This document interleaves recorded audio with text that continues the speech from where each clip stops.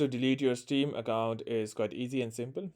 So you have to first log into your Steam account. You can also use your app. I'm using the website, so the process is the same. Just go and sign into your account. And once you are signed in, just go and click on your profile name or username at the right top corner. In the app, you have a similar interface. And here, go to account details. Click on this. This would open up your account details. Make sure that you are on account details. And here, scroll to the bottom. Here, you have an option of delete my Steam account. Click on this. And here, you have different steps. Just go and click on proceed to the account deletion. Now, here you have to enter your email from which you have created your account.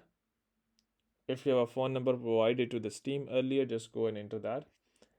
And once you have filled this form, if you have any feedback for Steam, put it here and just go and send it.